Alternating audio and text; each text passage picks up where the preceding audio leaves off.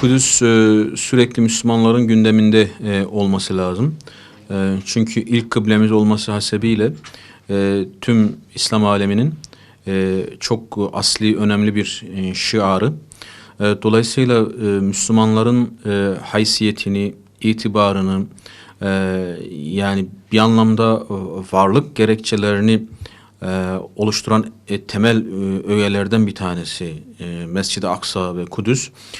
Kur'an-ı Kerim'in kutsiyeti ne kadar yüce ise Müslümanların yanında, Kabe-i Muazzama'nın kutsiyeti ne kadar yüce ise Kudüs'ün de Mescid-i Aksa'nın da öyle bir kutsiyeti var.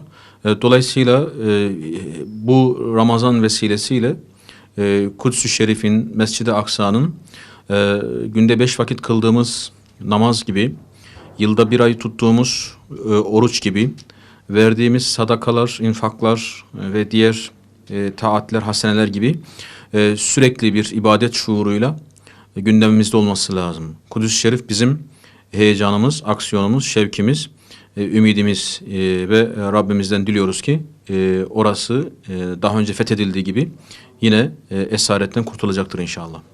Kudüs'ün Müslümanlar arasında gündemleşmesi önemli tabii. Özellikle günümüzde yaşadığımız sıkıntıları göz önünde bulundurursak, İslam sadece Kudüs'ün, Mescid-i Aksa'nın sıkıntılarını değil, İslam dünyasının toplu olarak yaşadığı sıkıntıları dile getirmek istiyorum. Tabii son günlerde Mescid-i Aksa'ya yönelik ciddi saldırılar söz konusu oldu. Buna karşılık o bölgenin, o yiğit, o cesur insanların direnişi de elbette ki son derece kıymetlidir.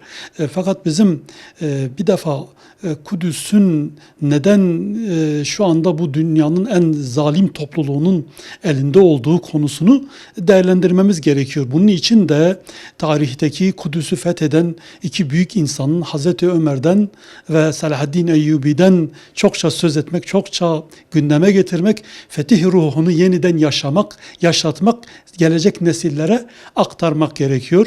Yani o dönemde Kudüs aşkı nasıl Müslümanlar için vazgeçilmez bir şeyse, nasıl kıymetliyse bu şekilde gündemlerle, yani sadece Dünya Kudüs günü anlamında söylemiyorum, her alanda bunun gündemleştirilmesiyle Müslümanlar Kudüs hassasiyetini gündeme getirecekler ve o şekilde bir fetih ruhunun oluşması sağlanacak Allah'ın izniyle. Kudüs denince aklımıza gelen şey bugün İslam ümmetinin başının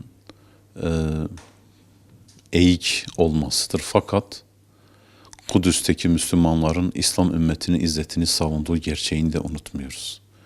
Dolayısıyla Kudüs'te, Filistin'de ve o topraklarda unutmamamız gereken ilk şey, ilk kıblemiz olduğudur.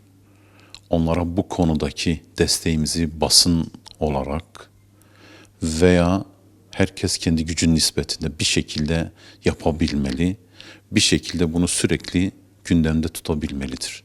Eğer bunu yapabilirsek bu damla damla büyüyen ve damla damla bu hareketi destekleyen çok büyük bir etkendir.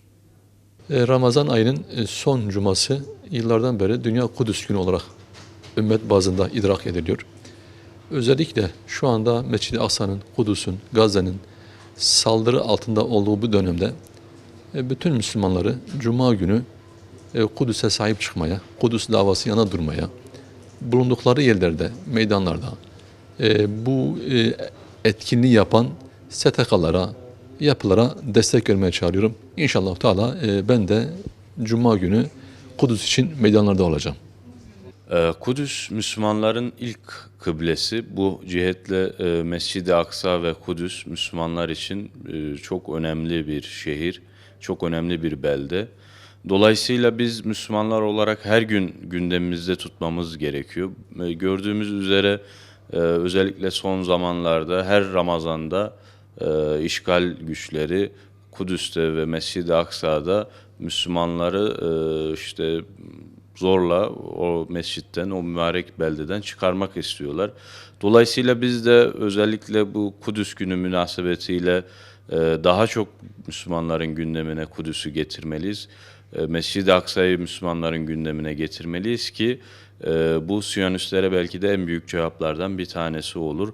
Orayı nasıl kurtarabileceğimizi beraber ümmet olarak birlikte düşünüp, ihtilaflarımızı bir kenara koyup, Kudüs'ün özgürlüğü için mücadele etmemiz gerektiğini hatırlatmamız lazım birbirimize.